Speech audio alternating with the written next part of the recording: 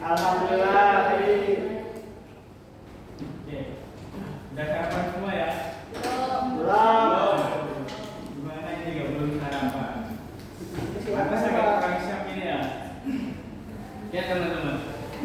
Sebelum memulai pembelajaran hari ini, mungkin saya akan presentasi terlebih dahulu. Hari ini masuk semuanya? Asal ada yang berangkat? Masuk. Siapa yang gak berangkat? Adi. Oh iya. Adi ya, kenapa Adi gak berangkat? Sakit ya kenapa? Sakit ya? Ya. Oke. Hari ini kita akan belajar tentang penata rencana anggaran biaya dalam konstruksi. Sebelumnya teman-teman pernah nggak sih kepikiran kalau lihat gedung perkantoran, rumah mewah, hotel, itu pernah nggak sih kepikiran kayak ini berapa sih anggarannya yang keluar, habis berapa sih anggarannya? Pernah nggak teman-teman kepikiran kayak gitu? Nah, jadi bangunan bisa berdiri kokoh, mewah, juga kayak begini, itu pasti ada perencanaannya teman-teman.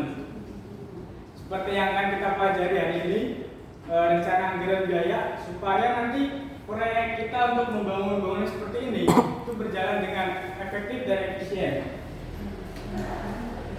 Oke, kemudian apa sih RAB itu? Apa sih fungsinya? Jadi RAB itu adalah perhitungan terperinci mengenai suatu biaya konstruksi mulai dari perhitungan awal sampai akhir. Dan apa sih fungsinya itu? Fungsinya itu buat alat perencana, pedoman pelaksanaan, bahan evaluasi, itu semua dibuat agar nanti proyeknya itu tidak mangkrak, terus pembengkakan biaya, itu semuanya agar efektif dan efisien teman-teman. Kemudian apa saja sih komponennya yang ada dalam RAB? Yang pertama itu ada uraian pekerjaan. Uraian pekerjaan di sini yang dimaksud adalah spesifikasi pekerjaan yang akan kita lakukan nantinya. Contohnya pekerjaan persiapan, pekerjaan fondasi, pekerjaan dinding dan lain sebagainya. Kemudian ada volume pekerjaan. Volume di sini yang dimaksudkan itu adalah luasan cakupan pekerjaan yang akan kita kerjakan nantinya. Kenapa sih volume itu harus dihitung? Ada yang tahu nggak teman-teman? Tidak tahu. Oke, volume pekerjaan di sini itu dihitung supaya nanti kita dapat memperkirakan materialnya itu berapa banyak, pekerjanya berapa banyak, terus waktunya berapa lama. Itu harus diperkirakan supaya nanti tidak ada molor atau pembengkakan dari biaya tersebut. Kemudian ada upah pekerja. Yang mungkin dalam kita mempekerjakan orang tapi nggak dibayar, ya kan? Mungkin Pak. Jadi upah pekerja itu di tiap daerah berbeda. Contohnya pekerja di daerah Demak itu harganya masih 100.000, tapi kalau di Semarang itu udah 110, 115, gitu teman-teman. Kemudian ada harga satuan. Harga satuan yang dimaksud adalah harga per unit dari pekerjaan kita nantinya. Kemudian yang kelima ada material dan bahan. Itu nanti buat spesifikasi bahan yang akan kita beli itu apa aja sih, supaya nanti tidak keliru. Seperti contohnya, buat penelangan kolom kita menggunakan besi diameter 19. Itu dalam RAB-nya, tapi kita mau membeli 16, itu sebenarnya nggak boleh teman-teman, karena dari RAB itu sudah menggunakan besi 19. Kemudian yang terakhir itu ada rekapitulasi biayanya. Itu adalah total keseluruhan dari biaya, total komponen dari nomor 1 sampai 5 tadi. Setelah dihitung, diakumulasikan, nanti itu direkap jadi rekapitulasi biayanya teman-teman. Nah, ini untuk contohnya teman-teman. Ini untuk uraian pekerjaannya, ada pekerjaan persiapan, pembersihan lapangan, pasang rompeng, terus untuk volumenya sendiri, untuk pembersihan lapangan itu sekitar 125 meter persegi, terus untuk harga satuannya 3.800 per meter persegi. Di sini untuk jumlahnya yang bisa dapatkan dari harga satuan dikali volume, dan ini untuk rekapitulasinya teman-teman. Oke. Kemudian pihak saja yang terlibat dalam pekerjaan konstruksi ini. Yang pertama itu ada owner. Owner bisa disebut sebagai pemilik proyek. Owner di sini itu memiliki suatu bidang yang mungkin akan nantinya bisa dibangun perumahan, gedung, hotel, dan lain sebagainya.